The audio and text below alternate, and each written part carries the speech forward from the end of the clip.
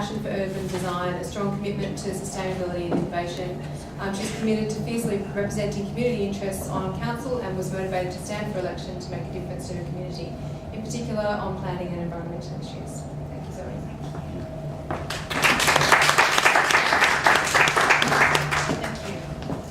Thank you. Is this right? Can you hear me? I've represented Woolston Craft Ward for the last 10 years, and both St Mary's and North Sydney Demonstration School are smack in the middle of the ward. I thought I'm here to talk about the really localised issues that are clearly identified by this project. So I thought I'd just start with the context that we all know. North Sydney is a very high density living environment. Larissa and Alison both touched on the fact that North Sydney local government area has the highest density of schools and educational institutions in the country.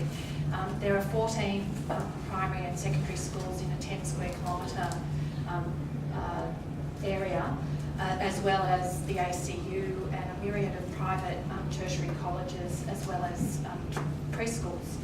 And in fact, that map that Larissa showed you of those sensitive receivers is a direct reflection of the fact that North Sydney is special because of that. We know and have been planning at council that and it's one of the reasons I was motivated to stand, is that we have insufficient public open space for the existing population.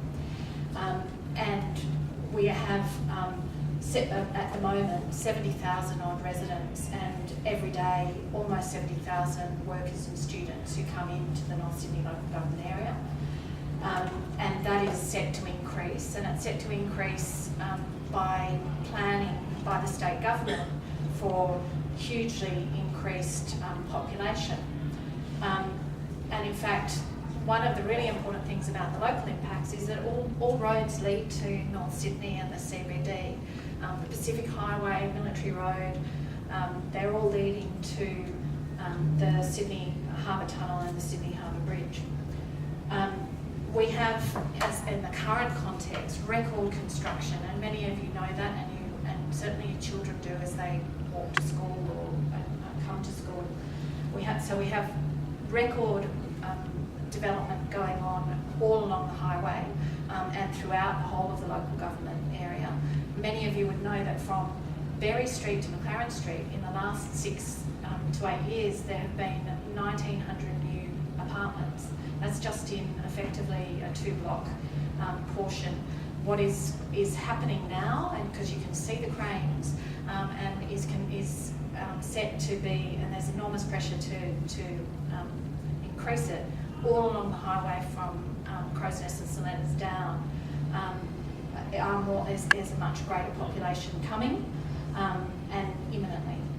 So we also have the construction of the metro, and my view is that the Western Harbour Tunnel and Northern Beaches Link is directly contrary to the benefit that the metro is designed to bring to the whole of Sydney, but particularly to our local government area, in that it makes no sense to be building 6-lane highways and toll roads in a context where we have finally a new metro with stations in Crow's Nest and, importantly for what I'm about to say to you, in Victoria Cross, which is on the corner of Berry and Miller Streets.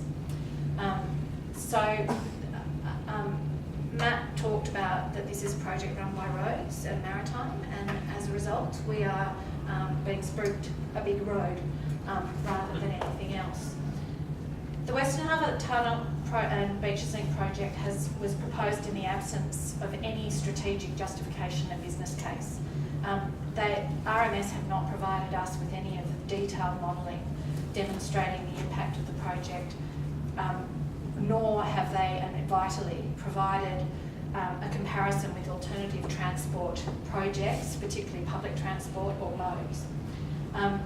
It's designed, and the stated aim of the project was to ease congestion across Sydney, and it was announced in a by-election in May of 2017 when the seat of North Shore and Manly were under way. So my view, strong view, is that it was a political thought bubble, and RMS, who have always had a desire to see it, have run with it.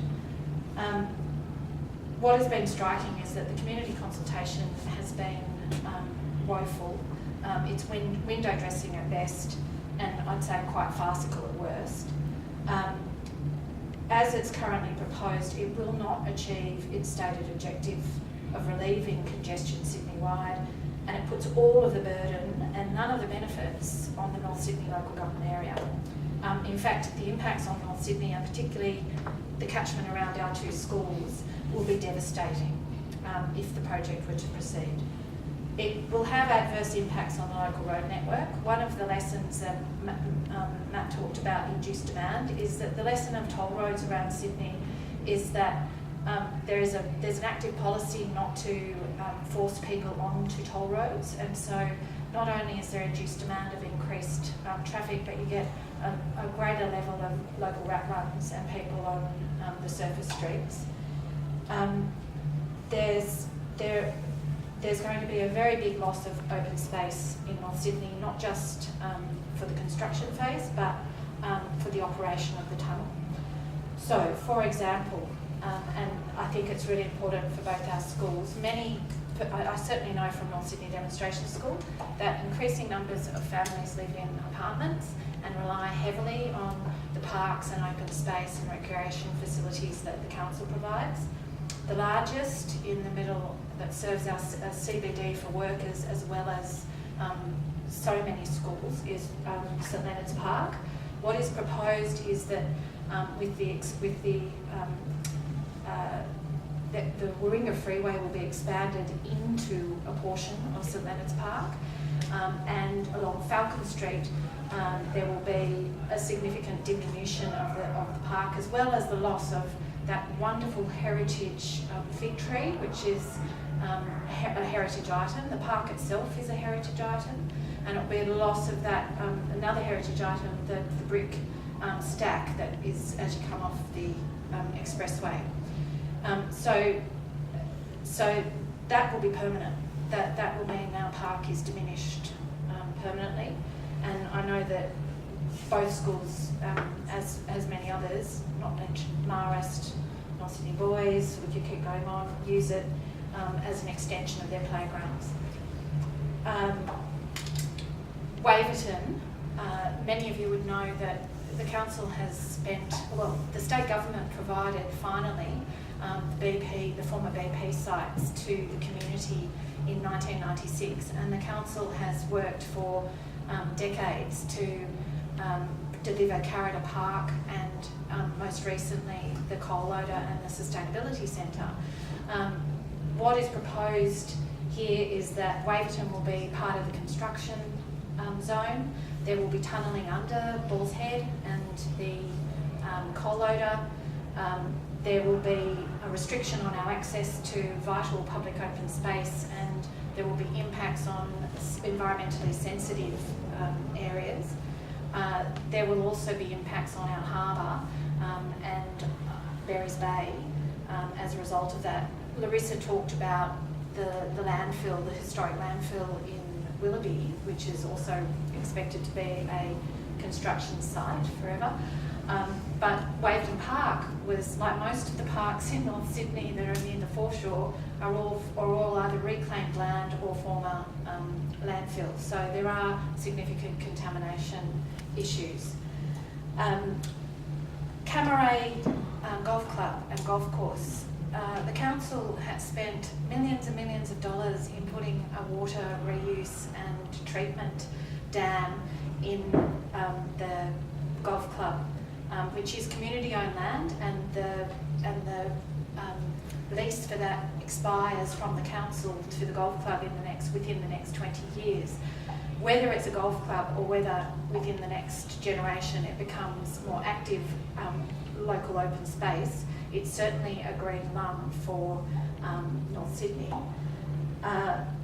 That's going.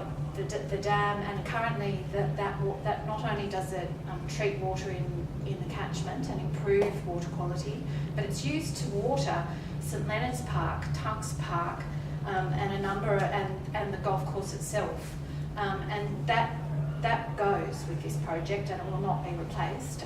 That part of the golf course will become part of a road project in perpetuity. There are obvious impacts on Anzac Park, on Primrose Park. It goes on and on and on, but the bottom line is that there will be a diminution of the amount of open space available for everyone in North Sydney, workers, students and residents. And we know that we do not have enough to serve the existing population, let alone future population. So there will be also a loss of vegetation and habitat, and impacts on a number of endangered ecological communities that occur in close proximity to the design development corridor, so not least in Balls Head and Flat Rock Gully. There will be adverse impacts on the marine environment, including on items of marine archaeological heritage in Berries Bay, and environmental impacts on the harbour because of those in the former industrial uses being disturbed. There are also going to be impacts on items of local Aboriginal heritage, not just in the North Sydney local government area, but it's there and it's important, and it's one of the reasons why we all value living in North Sydney. There's nowhere else where you're so close to the CBD and yet able to experience fantastic bush land with significant heritage. So I'm trying not to repeat too much of what everybody else said. One of the other big issues, and I think it's a big issue for children's safety in the schools, apart from the obvious other health impacts, is that what is proposed and is under, it's really glossed over by RMS, is that there will be a diversion of buses from the northern beaches and also from the Pacific Highway into the North Sydney CBD to terminate. That is going to be hundreds of new bus journeys into the North Sydney CBD. We all know, because the biggest puzzle is where will that happen, where will they turn around, where will they service, and none of that has been detailed by RMS, but it will significantly impact on local traffic and gridlock, but also on the thing that North Sydney Council has actively been planning for and delivering, which is more active transport and better public domain to encourage people to walk and cycle. Finally, the most recent iteration of this project, which went on exhibition and is currently on exhibition, finally showed a portal for northbound traffic to access the Western Hub, the tunnel in Berry Street. And any of you know that we've had increasing traffic and will continue to because of what's happening on the highway, not to mention these unknown extra bus journeys coming into the city. But that impact on Berry Street, I think, will be significant because the Council's Sustainable Transport Planner has done an analysis of it, and it means that people from Greenwich, people from Mossman, people from Waverton, anyone who wants to actually access the hub, that tunnel to go north, will have to come straight through Berry Street. It's in an already highly compromised urban centre. So my message to you, I think, is a positive one. I think the state government has really badly timed this community consultation. Because of community agitation and activism, they've extended it to December. It was expected that the EIS would be released on the 9th of November. That hasn't happened. They've now said that they will not be releasing an environmental impact statement until after the March election, which is just another version of the bad faith in which they've conducted the project from the get-go. And so I would really urge you to be engaged, to make your voices heard, particularly the two local members. Gladys Berejiklian and Felicity Wilson. I think that this is a project that can be defeated. One, because I think it's financially unviable, and two, because the timing of the progress of the application is hit up against March 23rd. So I don't think it's one, even though it is one of doom and gloom, because when you first look at it, it's overwhelming, the health and environmental impacts.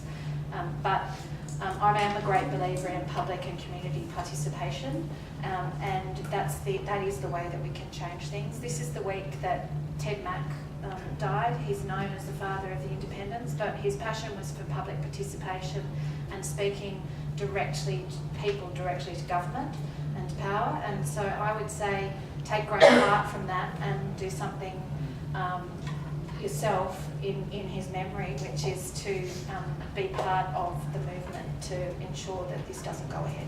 Thank you.